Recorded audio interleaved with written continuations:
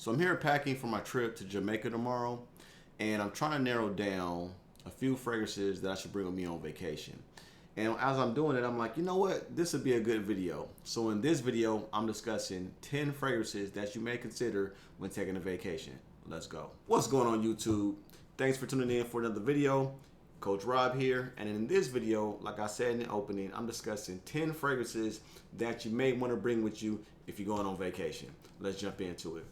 So coming in at number 10, I'm going with Mancera's Sicily. Now, this is a fragrance that I really didn't enjoy when I first smelled it. It kind of starts off a little bit too feminine for my taste. You're going to get some florals and you're going to get a little bit of fruity notes in the beginning. Pretty much, it's a jasmine floral with a heavy peach note. And that peach floral vibe is kind of a little bit too feminine in the beginning, but if you let this thing develop, citrus starts to develop in the mid. It becomes a heavy citrus, and then pineapple comes into play. And when that comes into play, it goes from feminine back to a nice unisex fragrance.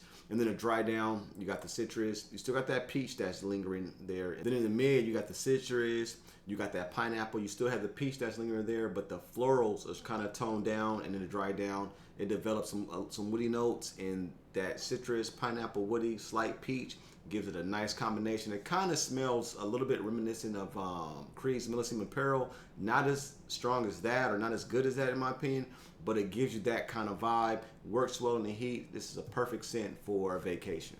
Coming in at number 9, I'm going with one in my collection. A lot of people don't talk about this one, and this is Jean Paul Gaultier's In the Navy. This is a great fragrance, guys. Real simple. You're going to get the mint, the vanilla that you're used to with most flankers. So it's slightly different mint, but they added some sea notes to give it an aquatic vibe. So to me, this has a great, unique, creamy, vanilla aquatic vibe. It's kind of reminiscent of Versace's Arrows. So you kind of get that Versace Arrows in the opening. And the aquatic vibe that they added to this fragrance gives you a similar vibe to Hawas. So you get the aquatic from Hawas, you get the vanilla kind of combo from Arrows, and those two combined, you come in with this. A simple grab, something I like, enjoyable. And this is something that I'm considering wearing on my vacation, and you should too. Now coming in at number 8, a fragrance I'm always trying to find an excuse to wear. I just simply enjoy this one, and this is Chic for Men by Carolina Herrera. And this is just a great fragrance. Pretty synthetic, but I enjoy it. What you get from this fragrance is you're going to get a synthetic kind of watermelon smell, not a natural watermelon smell. It's more like a candied watermelon with a little bit of pepper, some vanilla to round it out, and it's just a great casual scent. And like I said, I'm always trying to figure out a reason to wear this one, so this is definitely something that I consider wearing on vacation, and this to me would be a great vacation scent. Check this one if you haven't. Chic for Men. Now coming at number 7, this is like my dumb grab for vacation scents. I wore this on my first trip to Hawaii, and this is Bulgari's Aquamarine. This, like I said, is my dumb grab. I love the way this smells. Beautiful seaweed, ocean aquatic fragrance that you can't go wrong with. It reminds me of Hawaii. This, like I said, this is what I wore when I first went to Hawaii. So this is kind of like, every time I think of Hawaii, I think of this fragrance. But this is definitely a good grab for a vacation scent. Look into this one if you haven't already. Now coming in at number 6, this is a love and hate fragrance. If you read any reviews on this fragrance, you're going to read people saying it's the absolute best fragrance ever, and then you're going to read some people saying that they hate it. The reasoning for that, in my opinion, is that this is beastly, guys. This is a beastly, strong fragrance. You cannot go 4 to 5 sprays with this fragrance. This is probably the only one in my collection that I can go 1 or 2 sprays, and I'm talking about Kirk. Now, Kirk is no joke. I go, like I said, 1, 2 sprays max with this one. And this one starts off a little feminine also. But this is a great, fruity, musky, clean fragrance. You're going to get the note of raspberries. You're going to get a lot of florals. And one note that stand out to me that I like about this is pear, because that's a note that you just regularly don't get. So this is, to me, it's a unique smelling fragrance. Works well in the summer, works well in heat, but like I said, you have to go no more than 2 sprays. Usually I go 1 spray with this one, and I can smell it all day. It projects like a beast. It lasts all day, has great sillage, and it just smells real clean, nice fragrance when you're wearing this in the heat. So this is definitely a fragrance I'm considering bringing with me on my vacation. Coming in at number 5, absolutely love the way this one smells. This is a flanker. I have the original, which I like, but I think I like this one a little bit better. And this is Frappin 1270 Extreme. Absolutely amazing scent. And I'm definitely thinking about bringing this one with me on my vacation. This is a boozy cognac, sweet dried fruit, tropical vibe. It's like a tropical cocktail with a little bit of splash of Coke. That's what you get with this one. So this is going to be perfect for like a night out, even a daytime scent. It isn't the best performer, doesn't project like a beast, doesn't last all day, but the smell is absolutely amazing. One of my favorite in my collections.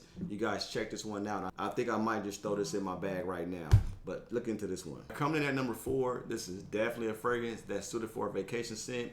This one's amazing. I'm speaking of Mimos Tamarindo. A lot of people don't talk about this one, but this is a great scent. This is a sweet, fruity, floral, patchouli fragrance. You're gonna get great notes of coconut, pineapple, peach. Absolutely amazing scent. Projects great. It just gets better as it dries down. This is definitely something that'll be suited for a vacation, Caribbean island type of vibe that I'm going for. Look into this one if you haven't smelled it already. Now coming at number 3, this is one of the most underrated fragrances from this house in my opinion.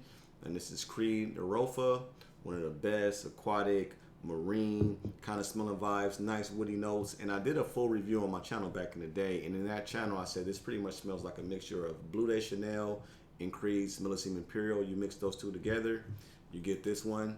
Definitely a great fragrance, something I'm definitely thinking about wearing on my vacation. Yeah, this one's absolutely amazing. This has a nice, mature, grown man vibe to it that I like. So look into this one if you haven't already. Now coming in at number 2, this is my favorite aquatic fragrance of all time. I recently talked about this in another video, and this is Healy Cell Marine. It's a great aquatic, but this is like a clean laundry smelling aquatic. So if you take your normal aquatics, you get the ocean breeze, you get the smell of the sea, but this also has a clean laundry smell vibe going on to it, which makes it absolutely amazing. Definitely a fragrance you guys need to look into, and this is a perfect vacation scent. Now coming in at number 1, this is definitely going in my bag as soon as I finish with this video. I've never spoke about any fragrance from this house. This is my first experience with this house, and this is from Aaron Terrence Hughes, and this is his Ozone. Now this is an absolute amazing fragrance. I didn't know what to expect from his house, but this is everything that I wanted Virgin Island water to be. Now I have a lot of Creed fragrances.